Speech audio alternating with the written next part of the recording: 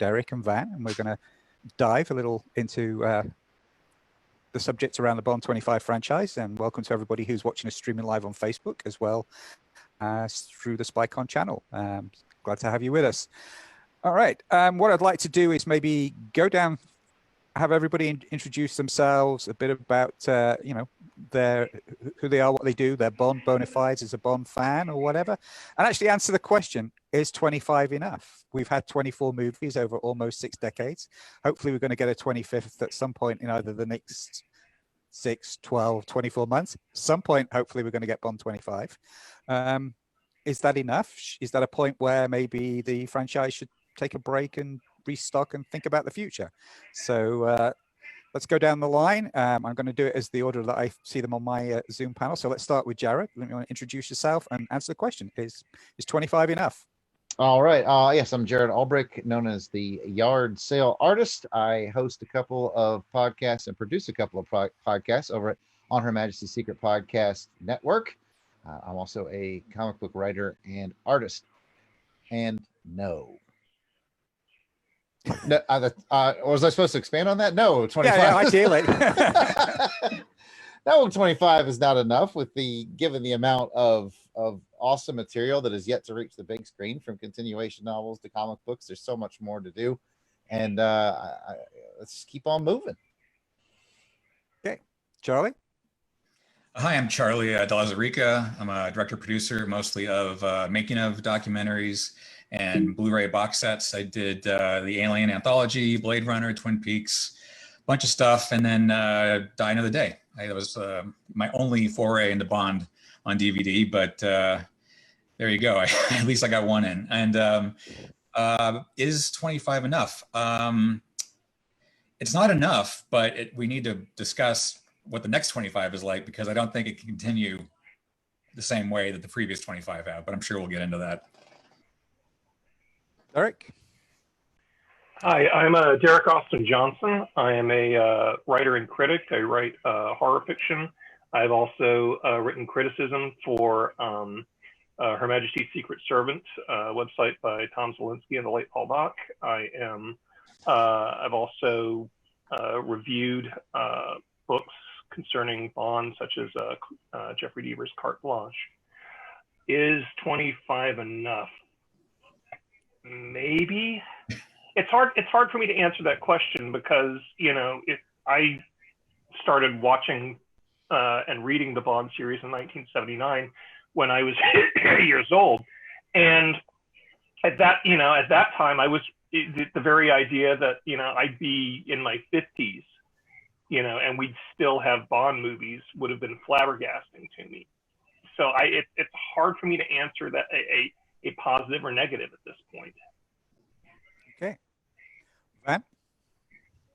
Hey, I'm Van Allen Plexico. I'm author of some 19 novels, including a couple of crime novels recently. Won an award or so, and the host of the White Rocket podcast, also host of On Her Majesty's Secret podcast, along with Jared and Alan here.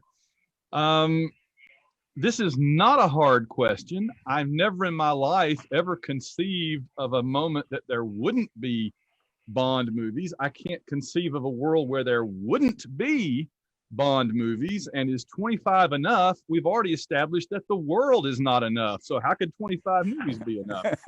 Thank you. This is going to be a short panel, yeah?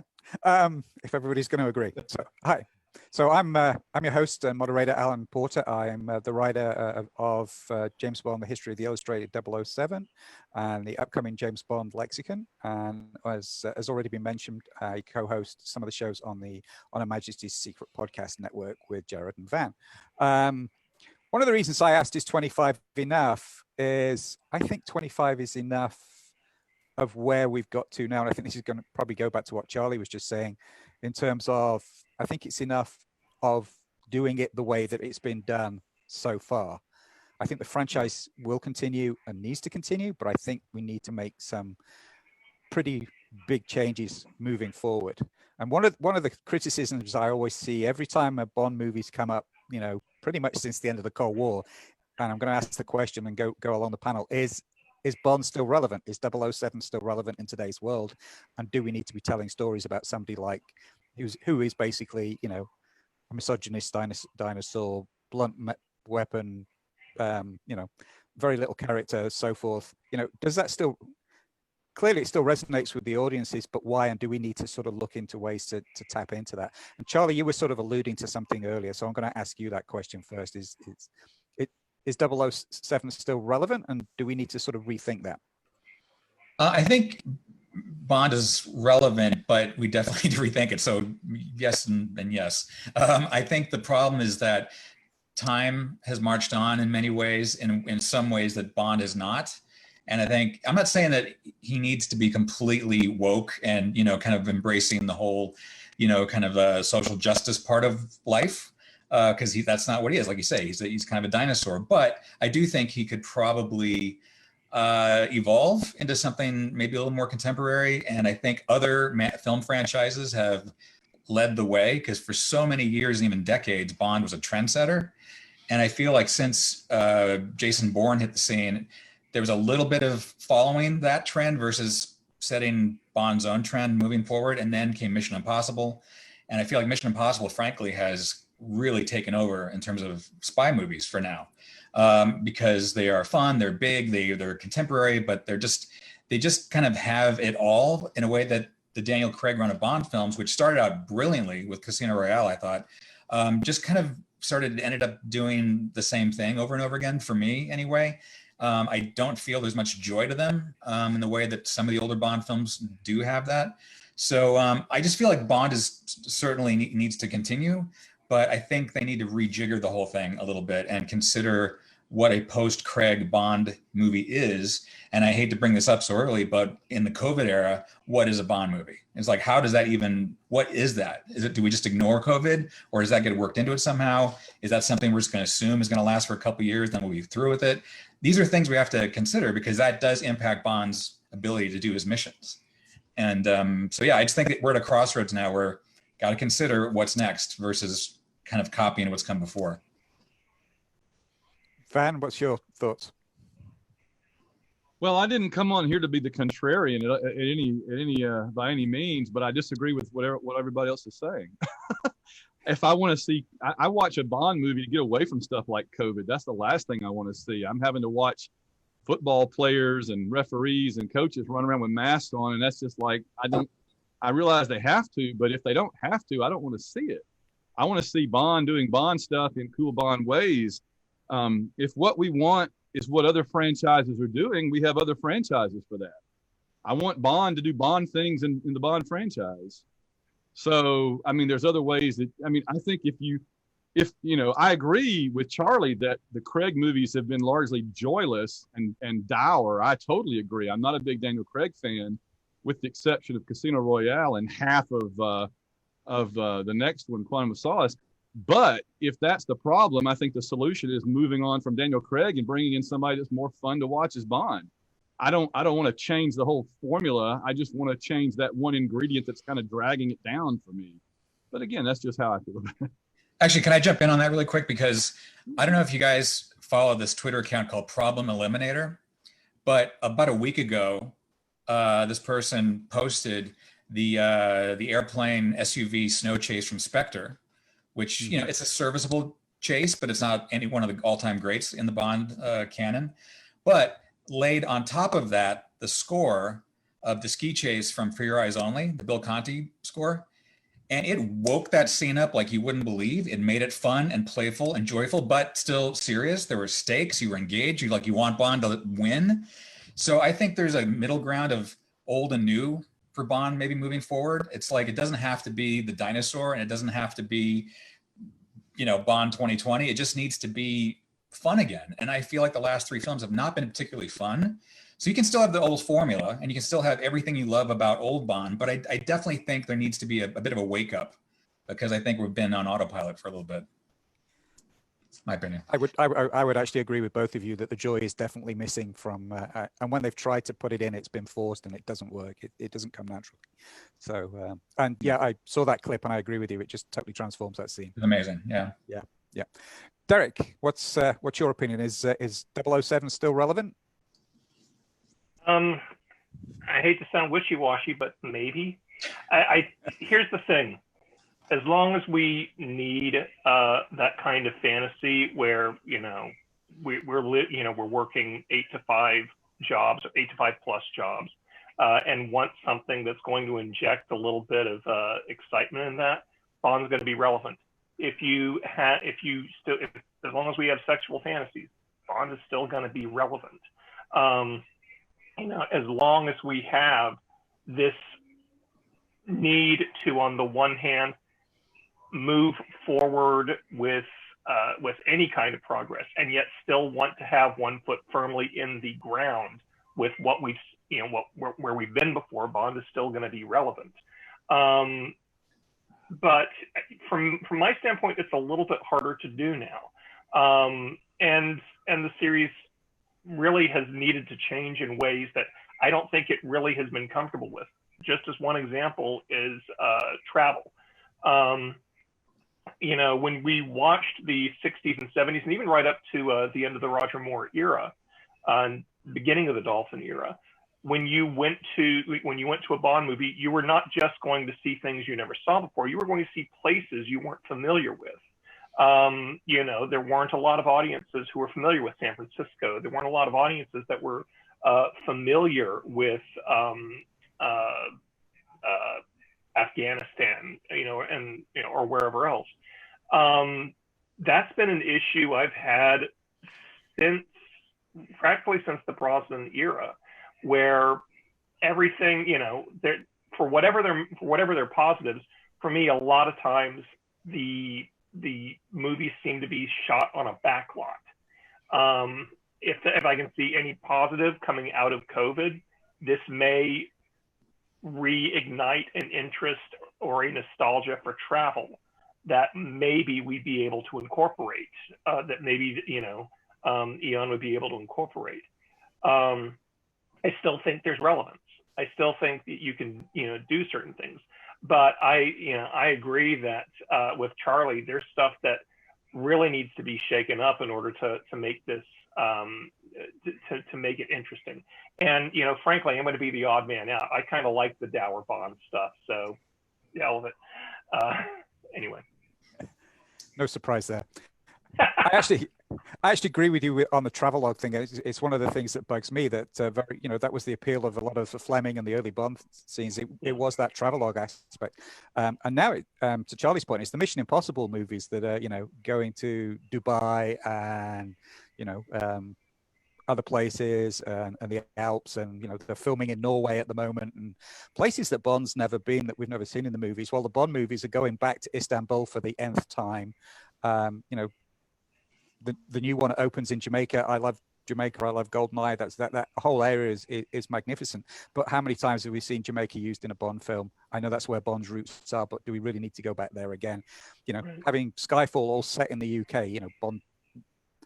Where's the travelogue side of Bond? That's disappeared, and I think we really need to get back to that. I think your point about the fact that we're not traveling anymore, maybe will hopefully reignite some of that going on to when we get beyond whatever the next version is. Right. And I'm going to get off that soapbox of mine and hand it over to Jared. And what's your views on Bond's relevancy? I think Bond is still very relevant, if not more so now, but I'm coming at it from a perspective of having been in the military.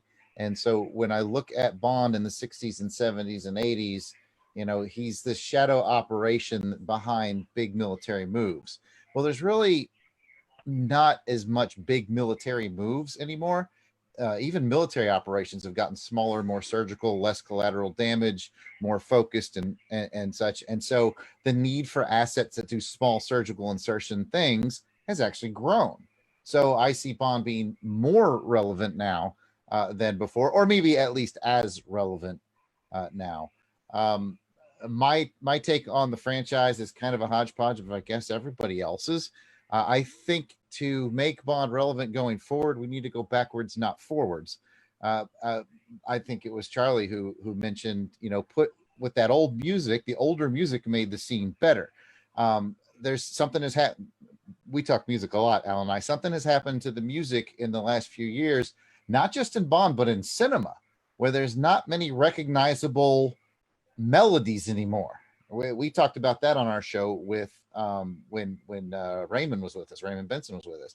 We tried to remember what's the most recent film where you can just hum the melody off the top of your head. And I think we landed on Harry Potter, and that was like 2000. It's been like 20 years since songs have had melodies that we can remember. So by saying go back, not forward, I want to see more focus put on the soulful music. I actually wouldn't mind seeing Bond done as a period piece. When I say go back, like put Bond in a 1960s setting. Absolutely. Because I mean, in one hand, I think people would like to see that again. I think people would love to see the clothes and the cars and all that stuff. On the other hand, it's a nice cheap ticket of getting out of the wokeness box that Charlie mentioned earlier. Like, you don't have to be woke. It's 1964. You know, it's a cheat. But it's the cheat that this fan community, I think, wants. I think your deepest Bond fans, they love that stuff. So I'm here to say something perhaps bold. I wouldn't mind one bit if they went back and started at Dr. No and just started again and started remaking them as period pieces. Wouldn't mind one bit to see new directors' takes on that. You just read question 6 on my list, but never mind. Oh, all right. I'm sorry. Go Alan, back, not forward. That's what I'm saying. Did we not talk on our show, Alan or Jared, one of us, one pair of us, about the idea of maybe they should do like 1 year do a current timeline that's more like Mission Impossible or what's his name, Bourne, and the other do like a different actor period piece set in the 60s and just have them as 2 separate film series, kind of making one and then the other, one and then the other. Yeah, kinda, 2 different production crews, 2 different actors, yeah. and you could be cranking movies out faster. Brilliant. Actually, my dream project, and it's like anybody would listen to me, but I would have loved to have seen something like somebody like Amazon or Netflix, take the books, turn them into take 2 books every season, turn those into episodes. They've done incredible work. Amazon's done incredible work with the Bosch series, just as a single example. They've done it with not Jack Reacher, but Jack Ryan, the Clancy? Mm-hmm. Yeah, I mean, I think that would be a creative goldmine, because you can set it in period, you can focus on character, you can do a lot with setting and misdirection. You also don't have to be beholden to at this point 60 years of film history, and you can break out in different ways. I have almost the same note written here in my notes for this discussion. Look at my sad note paper, by the way. Discussion. I have Netflix series, but I leaned, Derek, more towards an animated Netflix series. And then you could bring back somebody like Timothy Dalton. That we have some anti-Daltonites in the group. This is just your backdoor way of getting Dalton back in. Get Dalton to do the voice work. I really don't care, but you could bring back any of your living Bonds to do the voice work. There's a lot that can be done with an animated series, and I see it in a similar style as Netflix's Castlevania and that kind of animation. Yeah. I think it would play really well with a sleek 60s look. Yeah, you got me going there, Derek. I completely agree. Pleasure. But go back to the retro 60s thing. I mean, if that's what the Man from U.N.C.L.E. movie was, wherever you think about it as a uncle property, and that's the whole other panel, but as a period 1960s piece, it worked really well. It's a 1960s spy piece, and showed how that could be done. Definitely, yeah. But I think one of you sort of mentioned about that's what the fans would want, but we got to remember that we are a very, very small proportion of that global audience, and it's not really what we want. It's 100% of the people here. yeah. Unfortunately, we only pay a very small percentage of the bills, but probably per capita we pay more than most people, but overall we pay a very small amount. Which actually brings me to sort of my next question. Jack Logo over at James Bond Radio just wrote an interesting piece, and I'm going to completely steal his title. He just wrote an interesting blog post titled "No Time to Stream." I want to sort of get your feeling Do you think that Eon's strategy of theaters first, theaters only is the right thing to be doing, or should they be sort of opening their arms to the 21st century a bit more and looking at alternative distribution models? So I'm going to start with Derek because he's looking very pensive. No, I'm only pensive because the first thing I want to say is I was actually grateful that they moved the date back, because I'm not going anywhere near a movie theater until we have some distance from all of this. Yep, I agree. You know, but having said that, that's a challenge, because on the one hand, I'll reveal my own age, but it's up there. And, for me, Bond was either something you saw in a theater or you saw on ABC TV in the 70s. You Only Live Twice, you catch Thunderball, and then Sunday night. Yeah, Sunday night, bam. And then, that year you would also find, you'd find a Bond movie itself. The streaming services they're positive in that, on the one hand, you have immediate access. You don't have to sweat, buying tickets. You don't have to do any of that. But the problem I have with that is that it stops turning movies into events. And we can argue that, movies have not been events for a long time. But even with the release of Spectre, we had a friend who, invited us out for they had some event in a theater where they served martinis and what have you. That's the thing I think I would miss the most. And that's, actually it's the thing I miss right now, is just, having movies as something you go to, as opposed to something you can stream on television, for a couple of hours. Jared, you look like you're dying to say something. I am. And I don't disagree with Derek, but I do want to look at it through a different lens, because I was having this discussion with my brother, Jason the Weasel Skull Albrecht from the On Her Majesty's Secret podcast the other day. My brother's a little older than me, and he's in the realm with Derek, and he actually got upset when they bumped it back. But I gotta say, I think there's going to be major changes clearly from this COVID thing. And having worked, I worked in a movie theater for a few years in college, having worked at it and seen that side, and having seen what we have now, I think not just the Bond franchise, but I think this needs to shake up how we do movies, period. I think streaming just might be the way to go, but I agree with Derek that movies need to be an event. But I don't know about you guys, but what's been keeping the movie theaters afloat during COVID for you guys? For me here, they've been playing Goonies, The Karate Kid, Ghostbusters. Yeah. So I feel like there's a market for both. I think the market might need to shift to a digital distribution, but you can still use your theaters to have events. Because, I mean, who amongst us in this panel wouldn't go ahead and plop down $30 or $40 to watch No Time to Die, and then turn around once we're feeling safe? I get what you're saying, Derek, but once we're feeling safe, turn around and go to the local theater to see a Goldfinger on the big screen, or Goldeneye. We all would, we all would. So I think it can be both. Is where I'm going with that. Charlie, what? By the way, as somebody who actually last year paid to watch a Dr. No on Her Majesty's Secret Service double bill at the local Paramount Theatre, 100%. So, Charlie, what's your feeling? I think trying to predict the future at this point is it's almost impossible, because we're going through such an extraordinary time on multiple fronts.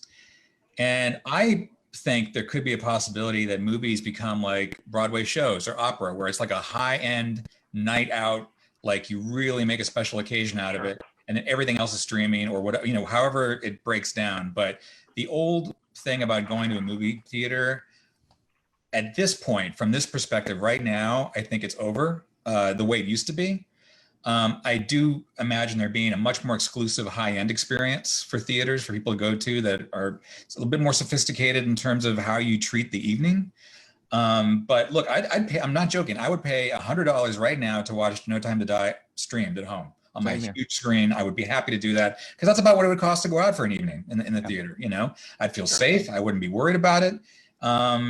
But going to a theater to see it on April 2nd, when it's scheduled for right now of next year, I don't know if the world's going to be ready for it, you know, to be honest, or if I'm going to be ready for the world, because it's kind of scary. I'm not going to lie. And I just don't want to be in a theater for 2 hours plus thinking about the people in the theater with me versus being completely 100% engaged on the screen. So hard to say right at this moment what's going to happen, but I could see it becoming, it's like what Laserdisc was to VHS back in the old days, right? It's like there was hardcore videophiles that loved Laserdisc, but 99.9% of the people out there were watching VHS, you know? So it's a bad analogy, but it's something I get you. Approximately like that, you know? Yeah. I think it's I think a that's actually smart valid. take, Charlie. Yeah. Yeah. So Van, would you pay for streaming to watch No Time to Die streaming? Oh yeah, of course. But I mean, you know, there's a much bigger question at stake here. It's that movie studios, the big production companies, they had gotten into a business model of spending many millions of dollars on everything and then making back $1 billion on all the big things. And that business model worked as long as they could make $1 billion in returns in box office. The movie studios right now are just sitting there on pause. They're holding their breath, waiting to see, will this end and they can go back to that business model they had kind of gotten comfortable with, or are they going to have to readjust to a new normal where movies cost less and many of them can come out on streaming video first, because you can't make movie studios cannot make anywhere near the money they've been making for the last however long by making $1 billion expected movie for the theater and making 50 million on streaming. You can't spend 300 million to make a Bond movie and get 50 million back. It just isn't going to work. So we're either going to see a future where everything goes back the way it was and we'll get $300 million Bond movies that make $1 billion, or we're going to start seeing $25 million Bond movies that could also look like an Amazon series level of investment, and they'll put them out on Disney Plus or on Netflix or on Amazon with much lower level of expectation. And I was talking with somebody the other day about this very thing, and they said, you know, the one silver lining to that, I mean, it would suck to not have the $300 million extravaganzas anymore, but if they can't make $1 billion on them, they're not going to make them.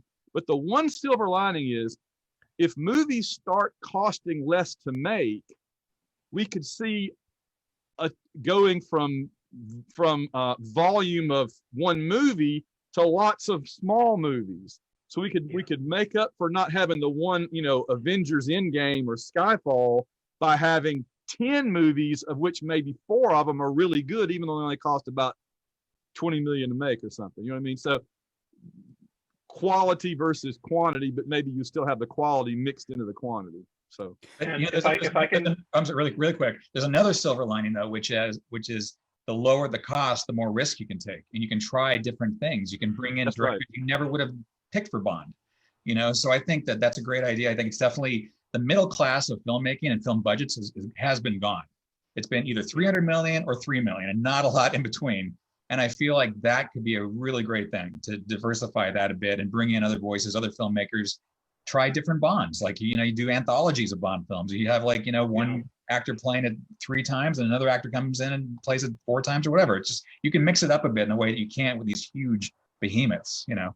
Sorry, Derek. Go ahead. No. That's a good segue into the simple point I was going to make, was that, you know, I don't think you sacrifice quality for quantity or vice versa, because the way I'm looking at it is just in terms of the big Hollywood blockbusters or the blockbusters themselves. We've been very used to having a half a dozen very middling movies and maybe having 1 or 2 gems. I personally would rather have, you know, things where we get a little more regular material, but each one is as high a quality as you can possibly make it. the reason I was talking about television earlier is that if you just look at a handful of series across formats, you're seeing an absolute embarrassment of riches. I grant you, we may only get 2 or 3 seasons out of a lot of these, but you're getting incredible writing. You're getting a high concentration of character. You're getting an incredible amount of suspense, and you're doing so with very modest budgets. You're doing so with actors that are not huge, but do have some clout after something like that. So I was actually going to raise this question of going with a diminished budget. So thank you, Van, for introducing it, because I think it's actually very relevant to where the franchise needs to go in the future. And I believe a lot of the these big bloated budgets have become a sort of a diminishing return. If you think about Spectre and the amount of money they spent on doing the biggest movie explosion ever in the Guinness Book of Records or whatever, and when it came up on screen, we all went, oh yeah, it was actually one of the weakest points in the whole movie. It's no volcano base blowing up, but it'll do. Yeah, yeah. But how much money did I'm not being glib. What was the explosion again? It was meant to be the one at Blofeld's. Yeah, but what scene? I can't remember the scene. When they escaped Blofeld's crater layer in the when desert. they blew Blofeld's crater up in the desert. Yeah, I know, right? They didn't lay it up great, did they? Yeah, but I think my point is, if you roll back, you stop wasting money on things like that, and you focus, as you were saying, Derek, on character, on writing, and we get smaller, tighter stories. If you roll back to something to Jared's point, personally, I'd hate it if they actually went back and remade all the movies, because there's so much more material out there they could do, or they could actually contract some wannabe screenwriters who know Bond and get them to write some stuff. But you can't get in the way of my dreams, Alan. Mentioning no names, but there's so much they could do, but doing it on a smaller, tighter budget, you could get back to more of that Dr. No From Russia with Love feel. If you look at the movies that people really like in the Bond community, it tends to be the ones that are really closer to the books. It tends to be the ones that are tighter. It's From Russia with Love, it's on Majesty's Secret Service, Casino Royale, which don't necessarily have those huge set pieces around them. I'd actually also argue that the 2 best Bond movies in the past 25 years were GoldenEye and Casino Royale, precisely because their budgets are modest. They are they really have to focus on on character. They have to focus on story. They have to focus on on those things in order to make the rest work. So. Yep. Sorry, Van, you were going to say something. I was just going to say that I'm pretty sure that on a very low budget, you could remake the dragon tank from Dr. No for less than $20 million. You can make it for less than 20, actually. Wait, are you saying that wasn't a real dragon? Well, Benedict Cumberbatch was driving, Oh, there you go. That's where all the money was. Okay. Right. So I actually want to. I was really quick. If you want to get another franchise as an example of what we're talking about is Star Wars, with making these hugely expensive feature films, but then the Mandalorian Disney Plus series, which is significantly smaller, but people seem to love across the board, whereas the features have been kind of hit and miss. So money is not the issue. It's creativity, it's creative freedom, it's being able to risk and try new things, not being worried about making your money back on these massive budgets, because you're going to be freaking out the entire time you're making it. You're going to be afraid to make mistakes. And you shouldn't be afraid to make mistakes. You try new things, and I think Mandalorian has been a really good example of that in the Star Wars world. So, I actually think the reduced budgets actually drive creativity a lot of the time. Because when you've got a big budget, it's like, oh, we can afford to do that. We can do it in CGI. We don't have to think about it. When you've got the reduced budget, I'm just going to use one of my favorite examples. Group I work with that works on restoring the vehicles and props.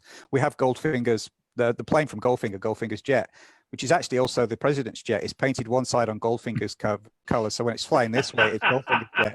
When it's flying that way, it's the president's jet. But it's the same model. But that's ingenuity. Figure that out.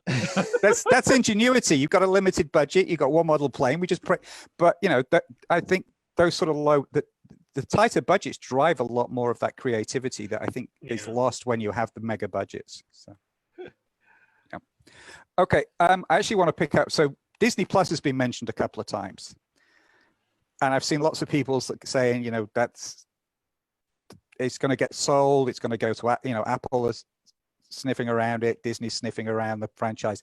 Do you think the Broccoli's will ever sell? That the family will ever sell the franchise? Let's start with Charlie. What's your feeling? I wouldn't be surprised if they do. Having sort of gotten to document one of the movies and to kind of see how the machine works, it's like, it's tough. I mean, it's tough after, you know, so many films to come up with new, fresh ideas. That's not the same old.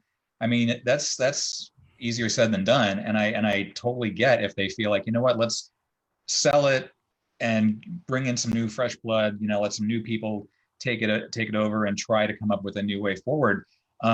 So I could see it happening. In the same way that, like, going back to Star Wars, George Lucas selling Lucasfilm. I mean, like, he did an enormous amount of work and a lot of content and a lot of movies and stories, and people loved some of it. They hated other parts of it. Same with Bond. I feel like at some point you think, you know what, we've had a really great run and we've made 25 films and it's the world has embraced it and they love it so much that they'll argue over it. And then there's good ones and there's bad ones and whatever, but let's now give that to somebody else, make a little profit and have a happy life and make other movies that aren't Bond movies, frankly. You know, Eon can make other non-Bond movies. So it's, why not? I mean, they've already started doing that. So I think I could totally see it selling to another company. Van, what's your feeling? Before the pandemic, I would have said, no, they'll never sell it. It's just in their identity. But like we were just talking about, will we be able to make big, giant movies like they've been doing anymore? I think if they begin to suspect that their model they've used for 60 years is no longer viable, then they might do, like you say, like Charlie says about George Lucas, and say, yeah, let's hand it over. And I mean, honestly,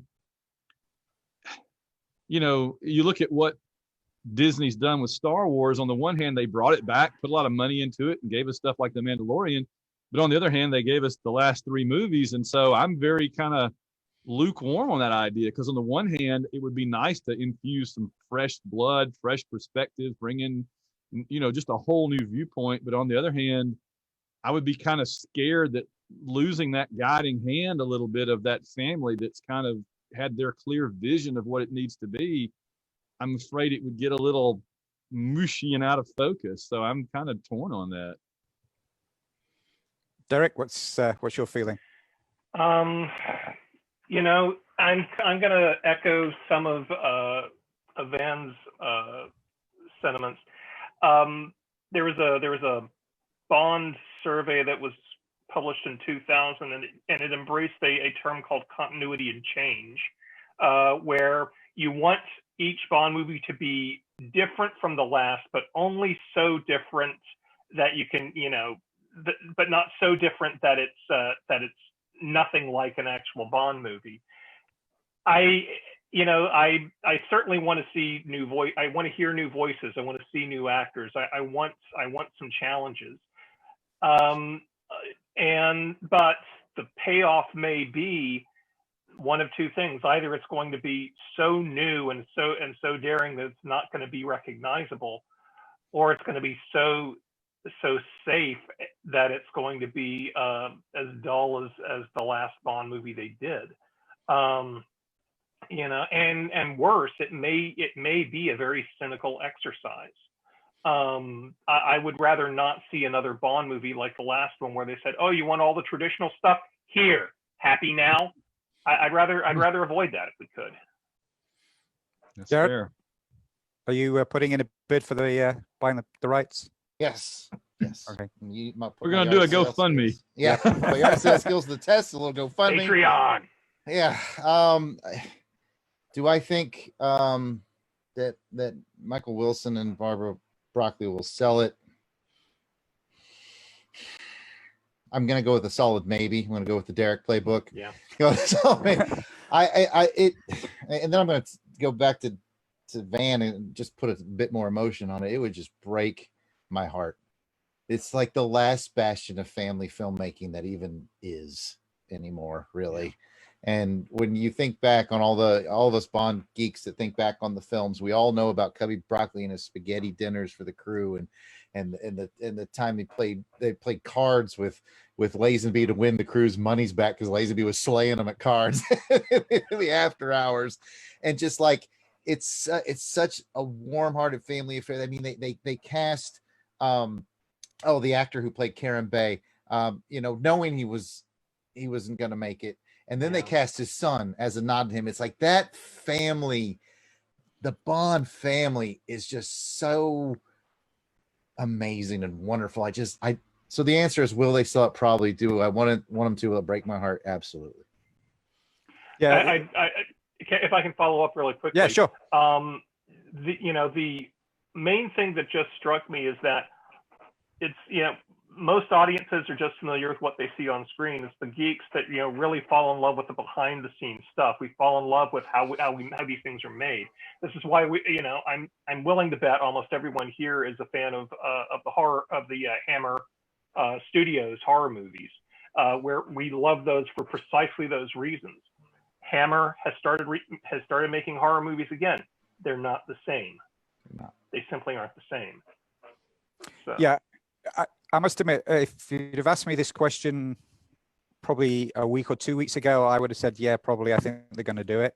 And then I actually listened to the first of the official No Time to Die podcasts, which we only got one before it got bumped. But on that, there was an interview with Barbara Broccoli, and she basically said that her father had said to her when her and Michael Wilson took over, whatever you do, don't let anybody else screw it up. But she said he didn't use the word screw. It was like, it's all right for the family to try stuff and fail, but don't ever let anybody from outside the family mess it up. So I'm thinking, I would have thought, yeah, maybe they would have done, but Barbara's still, relatively young. I think she'll probably be a guiding light for quite a while, driven by her father's wish. When it gets to the next generation of the family, I'm not sure. So I think it might still be a potential, but probably not as soon as I originally thought it was going to be. But we're going to play a little bit of what if in our last 15 minutes. So let's say that Michael and Barbara have given you the keys to the Empire. What are you going to do if 25 is not enough? What are you going to do from 26 onwards? I think we've talked a little bit about some of that in terms of maybe reducing the budget, going back to basics a bit more, streaming. What are some of the other ideas that could maybe help build a franchise? Maybe in terms, Jared and I were talking earlier about, the impact that the GoldenEye video game had on bringing people to the franchise. What can we do to revitalize the Bond franchise if you even feel it does need revitalizing going forward? So Jared, I'm going to put you on the spot. All right, I'll do two things and leave plenty for the rest. There's so much to do, and I'm trusting the rest of you. Don't let me down. Okay, so the two things you already mentioned. One, Alan, they need to focus on and make a kick-ass video game. They need to do that to reconnect young people with the Bond community. They need another GoldenEye 64. They it's hard to catch that lightning in a bottle, but they need to make a game that's so immersive that gamers start going, oh, what's this franchise again? Which GoldenEye 64 did.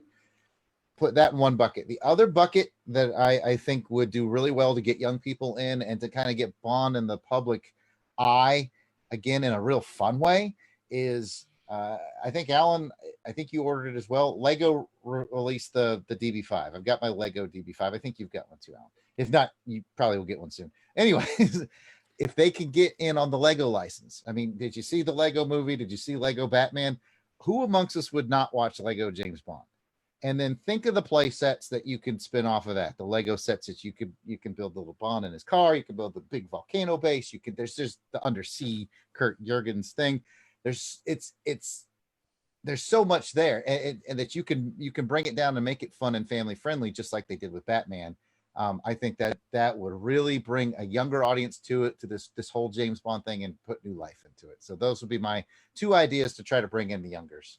Can I just actually jump on the Lego thing? No, I don't have the Lego DB5, but it's my birthday on Tuesday, so thank you very much, Jared. And I think one of the issues here, and I've seen a lot of comments around this on the various Bond community threads, is that they're pitched. Bond is currently pitched as an exclusive lifestyle franchise and licensing. All the licensing is very high-end stuff. It's Omega watches, it's Bollinger champagne, it's, you know, it's expensive clothes, it's suits, it's, you know, Swatch came out, you know, the cheapest James Bond watch you can get is still $295. Where are the toys? You know, where's the stuff I could get? Not that we have toy stores anymore, but you know what I mean? You know, where's the stuff I could go in the toy store or get in Walmart or Target or whatever? You know, all the other franchises have got good toy lines out there, action figure lines. You know, we're not talking $200, you know, 6 scale stuff. Yeah, I bought all those too. I've got the big cheap. Yeah, I know, but you know, where are the stuff that the kids have? You know, exactly. So that brings in. I think they've got to bring their sights down, and again, I think that goes back to going back to basics. And that's another of my soapboxes. I'm going to get off because I'm meant to be. You guys are meant to be talking, not me. So, Charles, what would you do? Say Lego James Bond. Lego James Bond. No, I agree with Jared on like I definitely think there needs to be a renewed connection with a younger audience for sure. I think the next Bond needs to be cast younger. You know, a lot of people that were, you know, mentioning like, you know, Idris Elba and Michael Fassbender is like, yeah, great, fantastic actors who I'd love to see in an alternate universe play Bond, but they're too old. They just are, because they'd be good for 1 or 2 movies and then you're recasting again. So especially at the clip they're making the films these days. So what I would say is maybe diversify it all a bit. Certainly do Lego, certainly do games. Definitely a new, you know, GoldenEye level game would be amazing.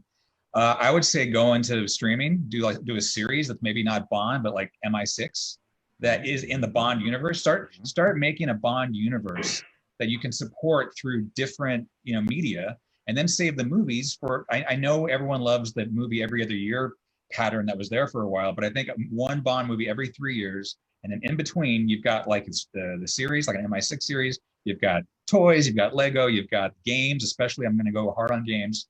And just give Bond to as many audiences as you can, so that they fall in love with it to the point that they come and see the movie, and then the movie is an event. You're talking about the event is over. Well, make it an event, because when you have so much stuff coming out so fast in theaters, it's not an event anymore. So give Bond a life beyond the screen, the big screen, and then we'll come back to the big screen. We'll make the pilgrimage every 3 years to come see the movie, and definitely go younger with whoever plays Bond next. Yeah, agree. Totally agree, 100%. Derek? I'm going to sound like a broken record and echoing a lot of. Okay, first, yes, Lego James Bond. There, happy now. Yes, done. very. Thank you. Don't screw it up, Van, when it's your turn. It's all riding on you. No, I actually agree that a game is going to be a GoldenEye, an N64 GoldenEye game is going to be paramount. I also think that I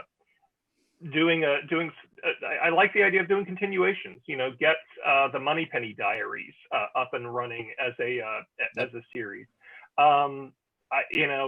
Several members of our book group have joked about Felix Leiter having his own series. Cast a different actor, you know, as Leiter practically every season. Yes, every episode. There you go. That'd be amazing. That'd be so great. But you know, I think toys again, and this is one of the big things that I remember. I wasn't alive at the time, but in 64 and 65, they were selling action figures. They were selling like gadgets to kids, you know, basic toys that, you know, that sort of tied in with that series. I think that would be important, which means that you'd have a somewhat larger concentration on gadgets again. That's not there. Bam. Yep. Exactly. Sorry, I had to get up and get that for you. So there you go. No. That's exactly what I'm talking about, though. You know, I think that's important. You know, now granted, I started watching the Bond movies in large part because it was the closest thing to, you know, okay, well, being an adult may not be so bad. We were wrong on that one. I agree. But on the other hand, but on the other hand, you know, I think there is a way to bridge that gap. You know, the adults like Bond because of, you know, this sort of fantastic lifestyle, but kids like the Bond stuff because, you know, yeah, okay, you're wearing a suit, but you're fighting bad guys with, you know, with throwing stars and whatever else. So, Van, you have the keys to the kingdom. What are you going to do? I'll take it. I'll take it. I'll take it. Yep. Get to build the little done. space. Bam. Little space. There we go. I get like 5 of them. Moonraker 1, Moonraker 2, Moonraker 3. Have every one of them lined up. Drax's station would just break all the time. You just keep Oh, make a chemistry set so you can actually make the nerve agent, you know. One step too far, Derek. There. Not for sale for anyone under the age of 65. I'm just, you know. That's the great thing about it being made out of Legos is you can have like Jaws's boat and he can pull the steering wheel off. Right? Yeah. Yeah, I'm really torn on it because on the one hand, you guys have been talking about like the big event movies and then having other stuff in between. And I really like that as a consumer, as a fan, you know, that really appeals to me.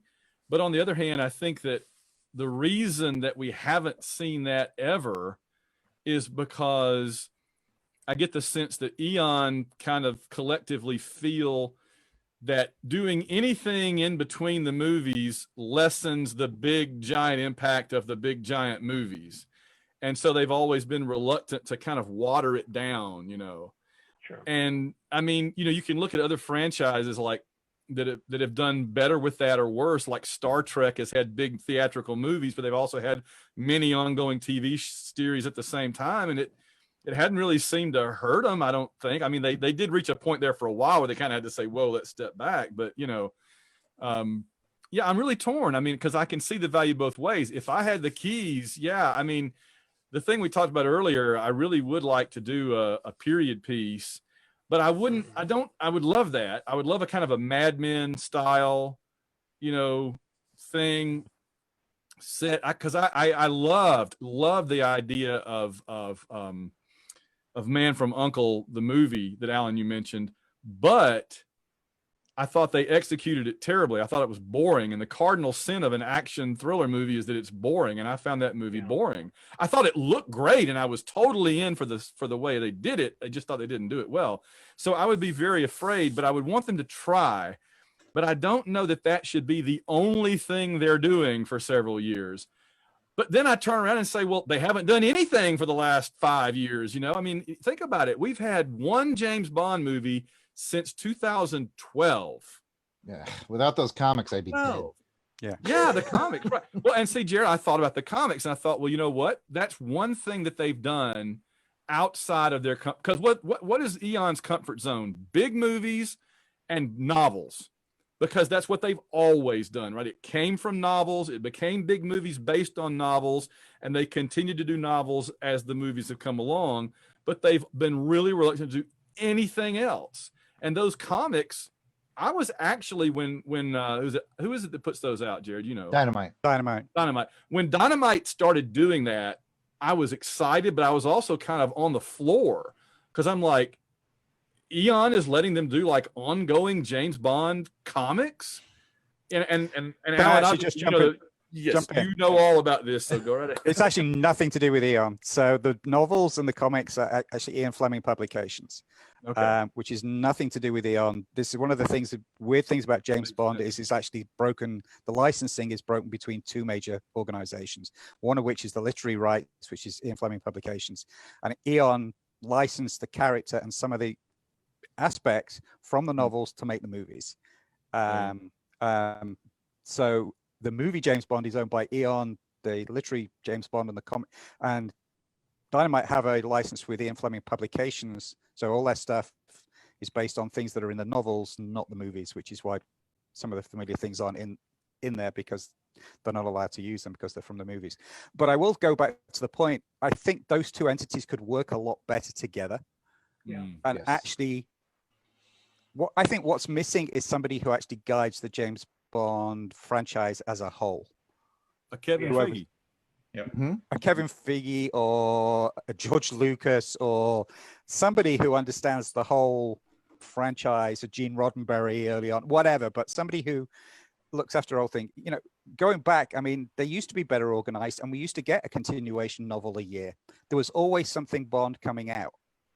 And even now, you know, we've had the 2 Anthony Horowitz books, which got great critical and fan acclaim. And we don't know if there's going to be another one. He doesn't know if there's going to be another one. Why wasn't that set up, you know, that we're going to get one every 18 months or 2 years, give him a 5-book contract? Like, you know, when Raymond did it, he had like whatever it was, a 6-book contract. Just, you know, set up something that's more long-term rather than constantly doing these event things, which is, you know, they're doing both with the books and the movies. So I think that's an area. As a marketing guy, that's my day job. I'd much rather see constant drip. It keeps it fresh, keeps it front of mind, rather than going for this every 3, 5, 6 years. Here's a big event, because if there's nothing in between, people go off and do other stuff. So, Yeah. I mean, I was kind of against the 60s idea, but then hearing Van kind of crystallize it for me with Mad Men a bit, I think a 60s Bond series set, I mean, like a streaming series that just goes on and on and on, and it's basically Mad Men but with action now and then, could be amazing. Like, the more I think about that, I think that is what I would love to see happen. Is a series and a grown-up adult series on a streaming service that is Bond in the 60s. I think that could be phenomenal. And then the pressure for the movies is off. It's like that's a completely different universe.